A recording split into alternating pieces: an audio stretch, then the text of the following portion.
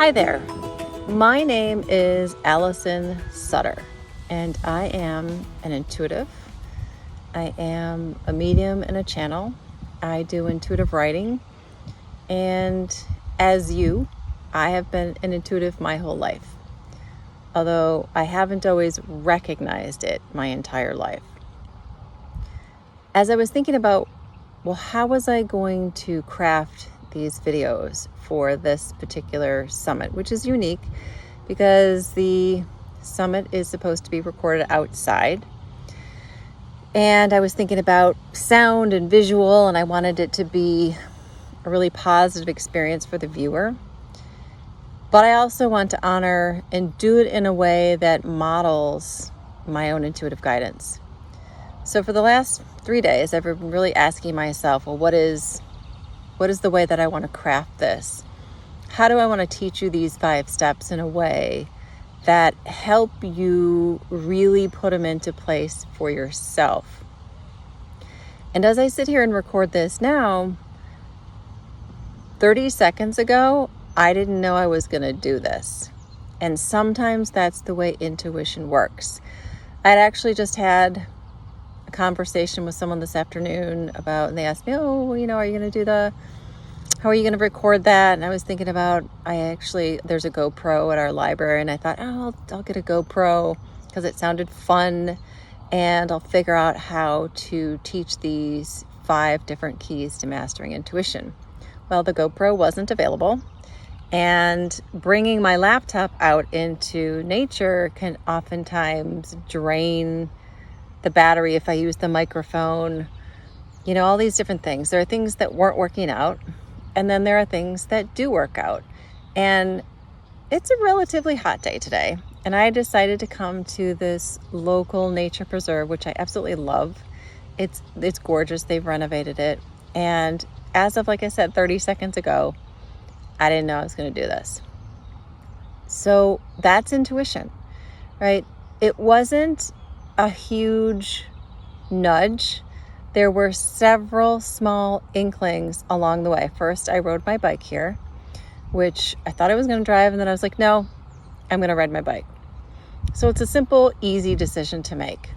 Then once I got to where I parked my bike, I was like, do I leave my regular glasses and trust that no one's going to take them? I made a bunch of different decisions. So I actually bought my regular glasses and not just my sunglasses. And all of these were little tiny nudges. And then I was walking. I thought, why not just do it right now? Why not just start recording now? So the intuitive idea that I got was to record the 5 keys several different times. And there's a couple reasons why that feels exciting to me. First is every time I do it, I'm going to be in a different location.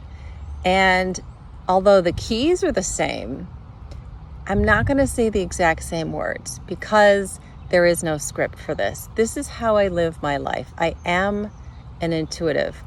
I am guided by this intuition that I have forged this relationship over time to trust and believe in, and to know how it's guiding me and that it will guide me in the way that's best for me. And so that's my wish for you, is that you develop, based on this relatively short training on the 5 keys, a relationship with your inner guidance that helps you live your everyday life, helps you make decisions, helps you create experiences that are beneficial, that help you get to where you want to go in a very positive way. So that's my hope for you. So the first one is a nature preserve. This is a nature preserve in my local area. And I just sat at a bench, and I'm going to tell you what the 5 keys are. So again, myself, I'm an intuitive. I channel right. I live my life by intuition. And I guess what I'll do is tell you just a little bit about where I came from and where I am now in terms of my inner guidance. For most of my life, I didn't think about intuition.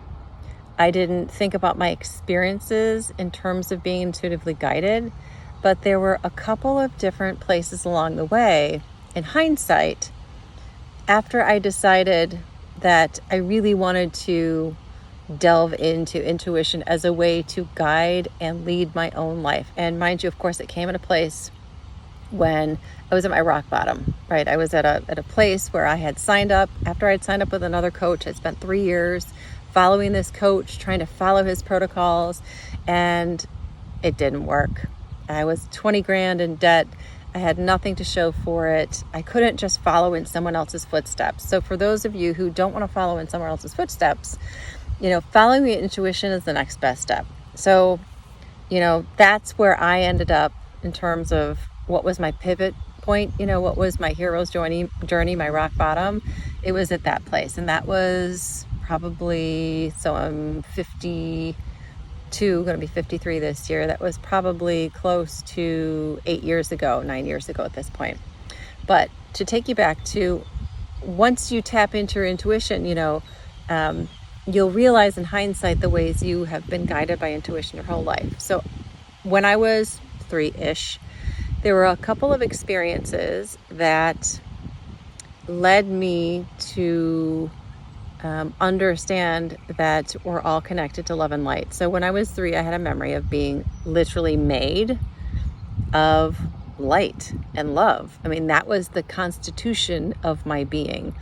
And the more that I focused on this idea of love and light, the more my flesh melted away. And so I'm standing on this stage, I guess, and there are millions of other beings that are also doing the same thing. They're focusing on love and light, and their flesh is melting away. And so this is our connection to the divine as it is represented for me, right? Intuition is a divine thing. It's a, and I'll tell you what my definition is in a second in the keys, but it's a connection to all that is. It's a portal. It's a thing that you have. So that memory was an intuitive vision that helped me remember who I was.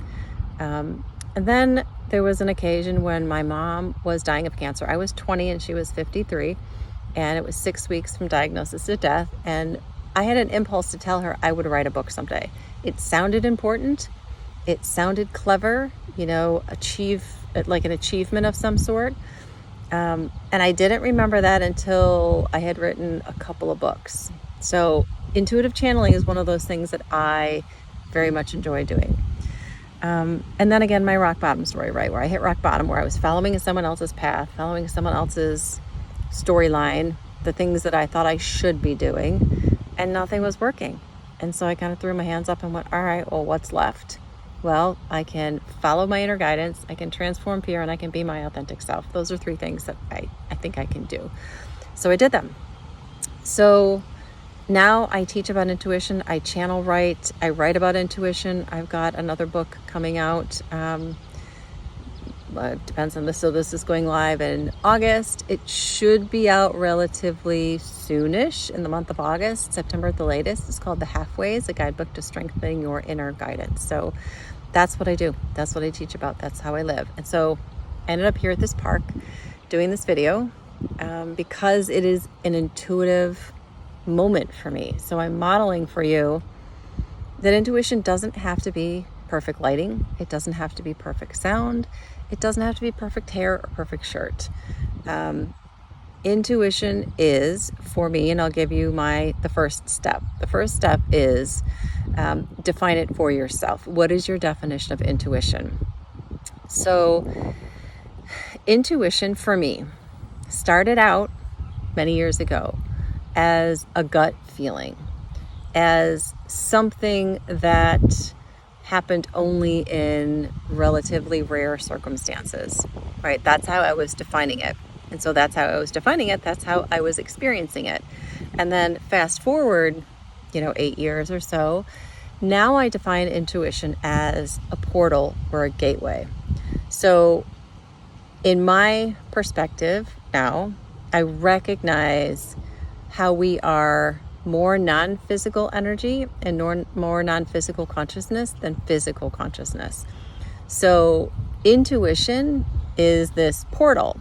It's this communication device that exists between your higher self, your non-physical consciousness, your soul teams, your spirit guides, and your physical consciousness. And so almost like a funnel or an interpretation device, it takes the vibrational communication coming from those esoteric, multidimensional sources, and it translates it to a form that my physical self can interpret and understand. And again, in the beginning, that was, very, very beginning, that was dreams, right? And then it ended up being, the more I became cognizant of it, like hunches, inklings, goosies, a knowing, those were the ways in which I identified it. And now I have modulated it to be something that I recognize when it comes through in all the clairs: clairaudience, clairsentience, claircognizance, clairolfactory. All of my senses can be integrated to translate intuitive messages. So the reason that definition is important is that you need to understand what your definition is, because as Jane Roberts said, who wrote the Seth series books, you create your own reality. Seth was an energy personality that was translated by Jane Roberts in the 60s and 70s. And Seth said, you create your own reality. So your definition is super important. So how do you know what your definition is? Well, you examine what your experience is. Your definition creates your experience. So if you're only getting it in a sense of, a sense of knowing, but you'd like to have it come through in different sensorial kind of kinesthetic ways, or any way that you want to investigate, you're going to have to, over time, change your definition. You're going to have to be open to it being experienced by you in different ways. So again, none of this is rushed. All of this, you have plenty of time to investigate these things. The first step is get in touch with how it's coming through for you. Do you think intuition is something that only mediums or channels or witches or, spooky people have?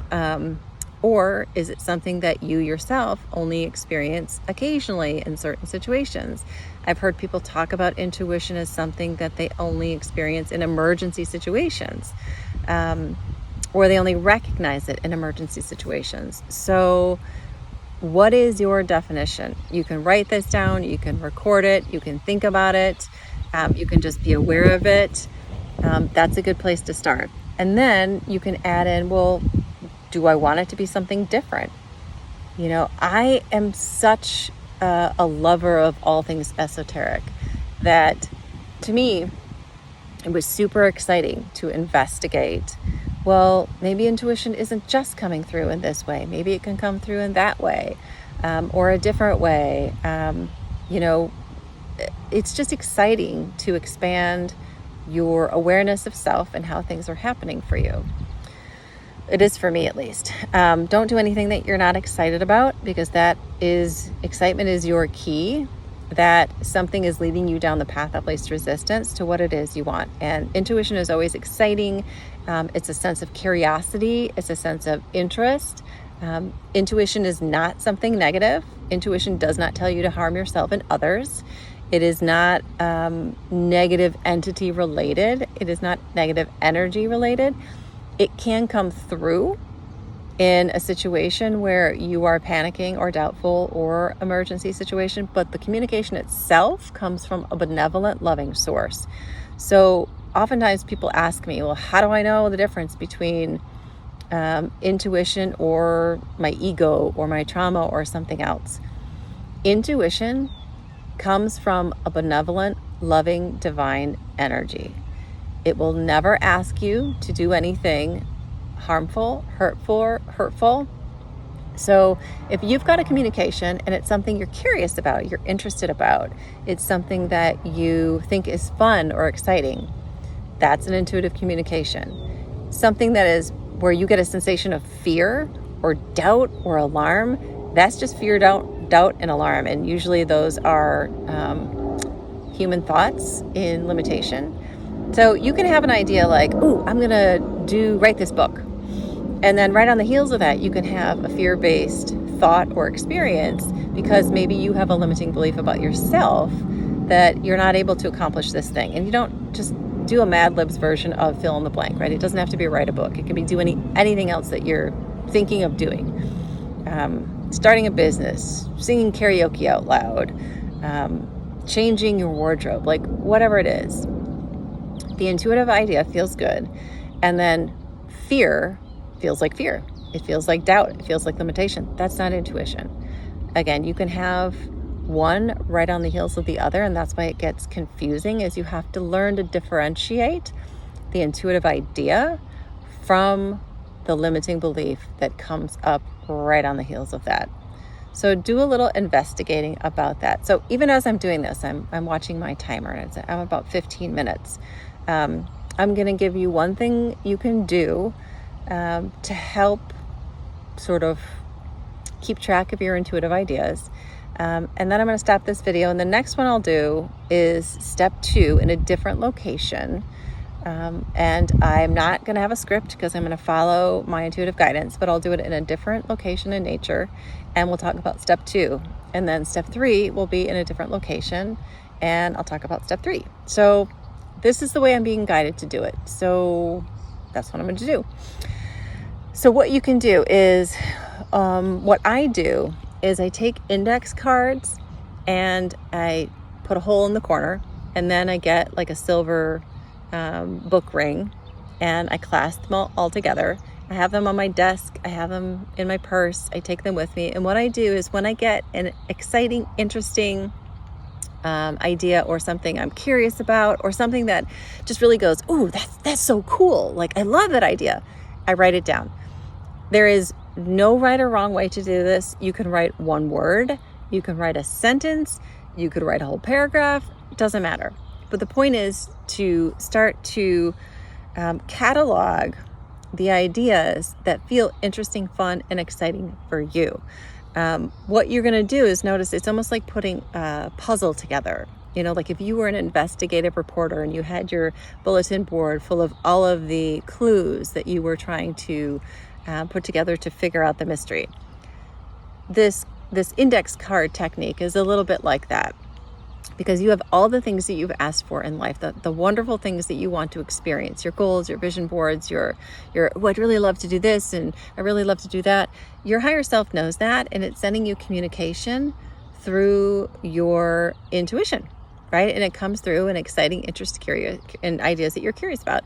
So that's the path of least resistance. You can give that a try if you want to. If you don't like that idea, don't do it, right? Don't do ideas because you think you should do them.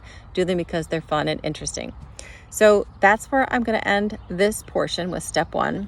And again, I will follow up with the rest of the steps in another location and another video.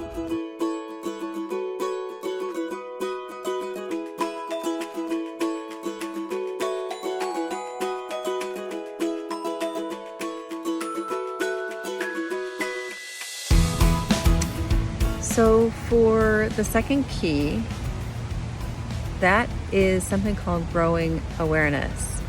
And while that sounds so simple, it really does require you to put that into practice. So today I'm sitting in an area that is behind our local library. And as I was walking up here, I was connecting with my inner guidance, and I'm saying, well, what kinds of things should I talk about? And one of the things I want to model in all of these videos is being intuitive in the moment and speaking from an intuitive place. And I thought about, well, what can I share with you about growing your awareness? What can you do? Well, one of the things you can do is you can go into nature. You can go into some kind of spot that brings you a sense of relaxation. And you can do a listening exercise. So what does this do? It grows your awareness and paying attention to the multidimensionality of your being. All of the different sounds, all of the different sights, if you want to look around, paying attention to the thoughts that are coming through your head. This is growing your awareness about yourself as a multidimensional being. So if you listen, you can hear the wind. You can hear cars that are going by because the library is in a public location. You can hear, sometimes people talking, birds chirping. You can hear the birds. So growing your awareness about yourself as an intuitive entity, as an intuitive being, is part of, the process. Was one of the keys. It's the second key. I do this all the time. This is what I do with people when I work with them, is we talk about how can you grow your awareness. You pay attention, you're mindful, you put the pieces together. Your awareness is part of the putting the puzzle pieces together to figure out how you are intuitive, how it's coming through for you. So the cool part is you don't have to do anything extra, right? You just walk about your day, and when things happen, you pay attention to how you feel, how intuition comes through for you, and the things that are happening. Now, in the very beginning, you might be completely clueless as to how intuition is coming through. Start with wherever you are. If you need to set yourself a definition, start there. Start with things that you believe are true for intuition. Maybe it's just a gut feeling. Maybe it's an inclination. I've been talking more recently about micro bursts of intuition. And in that first video, I talked about deciding how I was going to record these videos, what I was going to do for each step. And the term microburst felt like a good term to describe what actually happens when you are intuitive. So there's a thought that comes through. The thought feels exciting, or it eases up some sense of the task that had been feeling laborious for you, or feeling hard to do, or you didn't know how it was going to happen. So there's like a little microburst of like, that's an idea. That feels a little bit better than the way I was thinking about it before. So you follow those ideas, and they link together to create the how part of getting you from where you are to where you want to be. And the same way that I'm linking together words that are coming through me, I'm translating them and I'm talking about them on this video to help you understand these 5 different keys. Every day when I do one of these videos, I'm just looking for an inkling, an idea of where to go to set this up. I happened to be at the library this morning. I didn't know I was going to do it till 30 seconds ago, right? I was meeting with a client because it's a quiet space. I don't have a lot of room in my house with all the kids home this summer. And so I go to the library and I book space at the library. And then I thought, you know what? I've never actually walked around the grounds at the library to figure out maybe there's a place that I can sit in nature. Maybe there is a place that I could do this video now. So those intuitive ideas are not ideas that are like huge all the time. They could be, but they don't have to be. They can be small ideas that you follow and then you take inspired action on. And when you do that, it's creating the gateway, the methodology, the steps, the how to get you from where you are to where you want to be. And in this particular instance, I'm looking at how can I be finished with this project? How can I be complete? And so I'm listening to the different inclinations that say, go here, do this now, sit here on this bench. I walk through, there's different places, and I'll walk you back through here. Maybe I'll do that. It's so that you can see how this garden area is set up. And I just sort of wandered through and, found a place to sit and decided to start talking to you about this. And so, intuition is very natural. It's not something you have to force. It's something you're already doing. You're already 100% intuitive. It's just a matter of how much of that 100% are you letting in.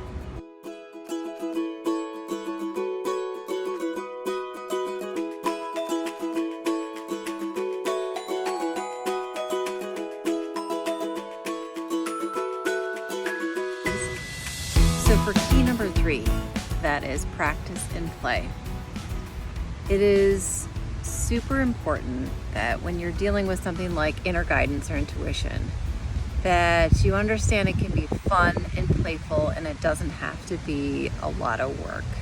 So I brought you to a kids park because when you were little, you understood yourself to be an intuitive being, right? You trusted what you loved. You didn't need to seek outside advice.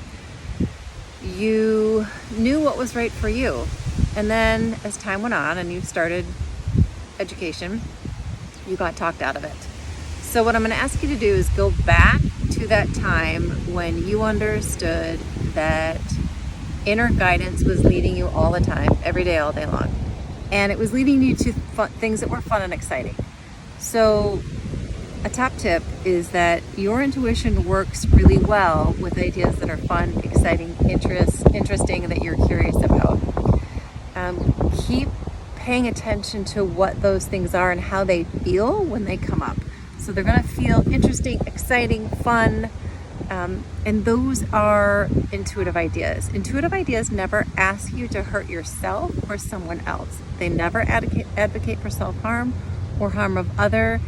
It never advocates jealousy or comparison or any other kinds of negative inclinations. That's just fear, doubt, and negativity in general. So play with intuition. Maybe you are a creative person and you like to do art or other kinds of creative things. Get outside. Being out in nature is great. Do things that are enjoyable and see how you're guided by the ideas that are fun and interesting as they come up. You can be in emergency situations and have intuitive ideas. You are 100% intuitive, and your situation doesn't determine whether intuition is coming through or not. You do. So if you don't believe yourself to be an intuitive being, then it's going to be more difficult to register when the ideas are coming through. So pay close attention to excitement, curiosity, interest, ease. Those are the ways in which intuition is going to come through you. You can also play with different ideas, like you can play with clairvoyance, which is seeing things in your mind, clairsentience, which is just knowing something, clairaudience, which is hearing something, like hearing a voice, a clear voice, clairolfaction, which is when you smell something and get an intuitive idea. There are all sorts of different ways. So you can also get a book on the different clairs, and if that's interesting to you. You can get ideas from talking to your spirit guides, your soul teams, your higher self, asking for guidance. That's one way to do it. So play with it and see what you get.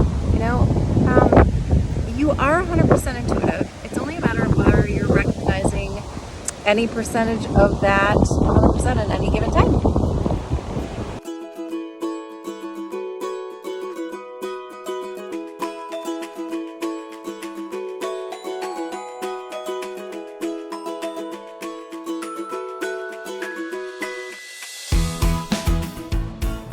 The fourth key is acknowledging. This one is super hard for people because they have to begin to make peace with the fact that they are in fact intuitive.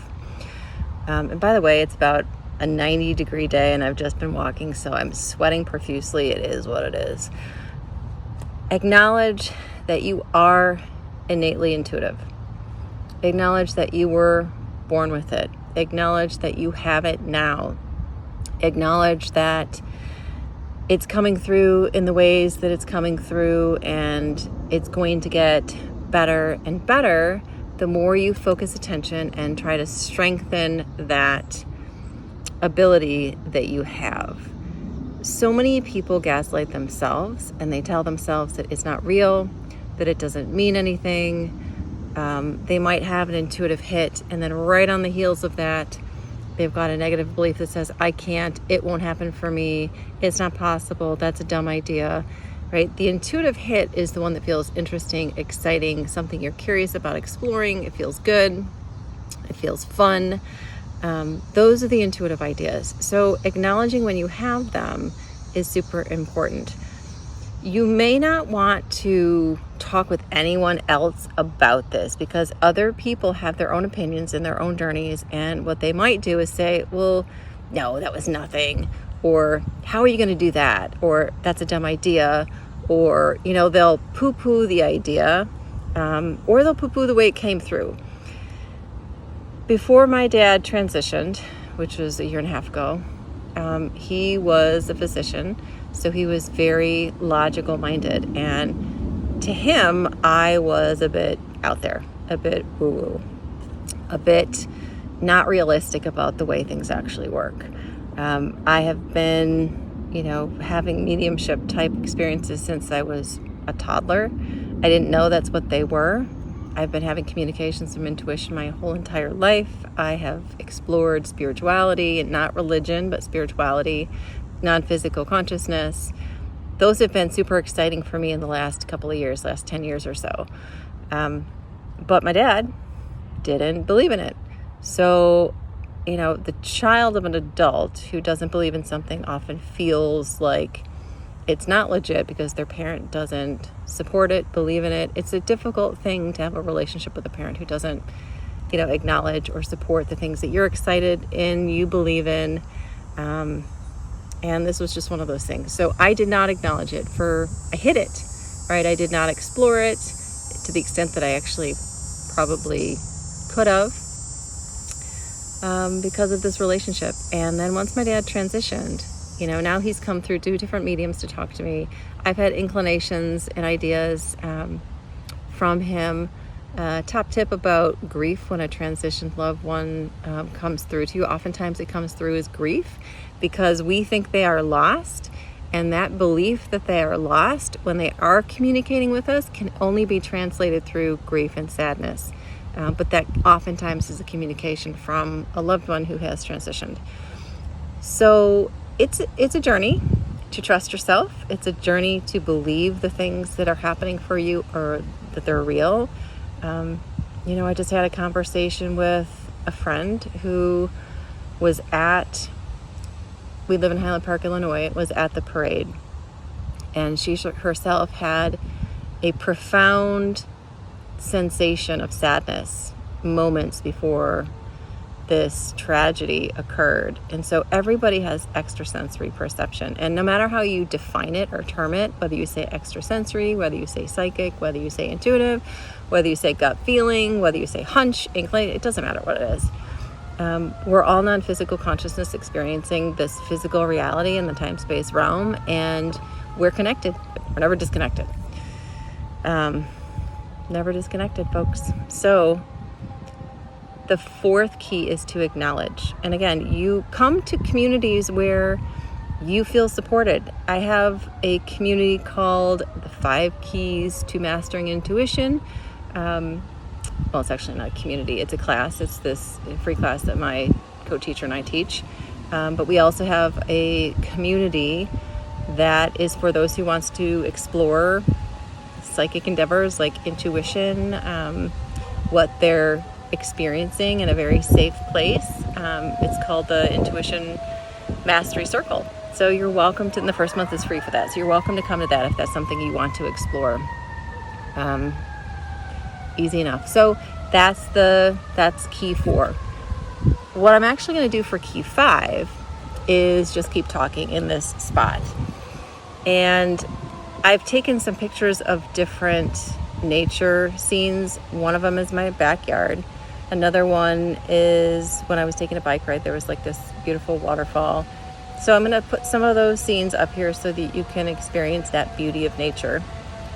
You can probably hear the sirens right now.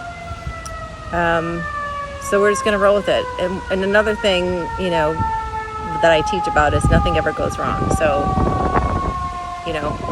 even though there's sirens and it's been really windy here and it probably disrupts the audio a little bit, it's okay. Because the 5th key is relax.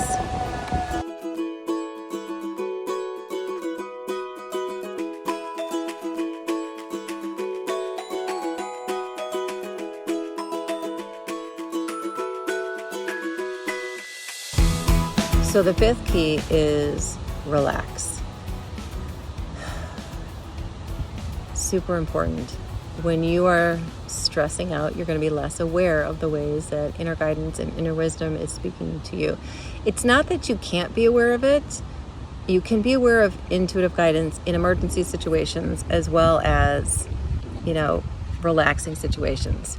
But what happens when you relax is you expand your consciousness. And when you expand something, you include more information in it. Now, that information might be visions, ideas, thoughts in your head, positive, loving, benevolent voices that you hear.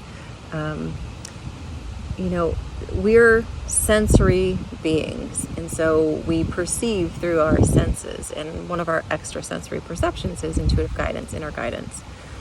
So relaxing about it, not demanding that it has to be some way. I used to demand. I wanted to be a vocal channel. So I used to think that the only way to channel was to be a vocal channel. And I was insistent on it being this specific way, which limited or excluded the ways in which it was supposed to happen for me and put them to the side. It took me longer to realize them. So I do channeled writing. That's the way it comes through for me. So whatever your excitement is the way that you are processing intuitive information, right? So what is your excitement? Is it just to call it a gut feeling? Perfect. Doesn't need to be anything more than that. Do you get the goosies every now and then? Do you have the inclination to call someone? Do you get a hit when you're watching a Netflix show and you're like, oh my God, that's the coolest idea? So intuition comes through in intuitive ideas, and relaxing and not demanding that it be something other than what it is important. It helps. It's very helpful in your process. So I'm going to give you a sentence that is the structure of reality that helps you achieve anything that you want to achieve. And I'm assuming if you watched all the way to the end now, that you're wanting to strengthen your intuitive guidance. It seems pretty clear that if you got this far, then that's something that you're interested in doing. So here's a sentence that you can implement that will help you increase your awareness and trust in self about inner guidance and intuition. It goes like this. Follow your highest level of excitement from the choices that you have before you in any given moment. Take it as far as you can take it till you can't take it any farther. There's going to be a natural stopping point. Don't make assumptions about what that initial hit and passion are supposed to become. And stay in a positive mindset as often as possible. If you follow that formula, then you will be creating the manifestations that you want to create, including a stronger intuitive guidance. All you got to do is look at a kid, right? A kid. I used to teach preschool. I used to teach elementary school a long time ago. Kids naturally follow this formula, right? Let's say they've got a couple of choices for toys that they see when they walk in the room. They're going to pick the most exciting toy. They're going to play with it until they can't play with it any longer. Let's say it's Legos and they're building with Legos. Well, they're not going to insist necessarily that the Legos become something. It doesn't have to be something specific. It just is a creation and it evolves. And they're usually staying in a positive mindset no matter what. Now, that's generally speaking, right? Of course, there are occurrences where there are tantrums and fights and all that, yada. But fundamentally, you were that kid. And you still are that kid. And that kid version of you has been wrapped into the greater expanded consciousness that you are still. You didn't lose that kid. You didn't get rid of that kid. That kid is still part of you. So you can invoke that child by doing things that you find exciting, play-based, right? We talked about the key of being play and practice and use what's before you. You don't have to make time for this. If you wake up and you travel about your day, that's your making time for this. It doesn't have to be anything other than that, because you're going to organically create the perfect experiences to become more intuitive for yourself. You don't have to do anything extra, right? You don't have to set a timer and spend 10 minutes focusing on just that. None of that is necessary. Being alive is all that it takes. So hopefully those are interesting, those are exciting, those are helpful keys, as well as some possible inspired action, type things that you can do. What I'm going to do now is I have this magical chime, and I'm just going to show you some scenes from nature that are around my neighborhood, in my backyard, my back garden, things that I have seen myself, and I'm going to play these chimes. They're so relaxing. They're so musical. My kids love them. So just close your eyes if you want to, absorb the sounds. Get into that state of allowing and relaxation, and invite in an awareness of more of who you really are.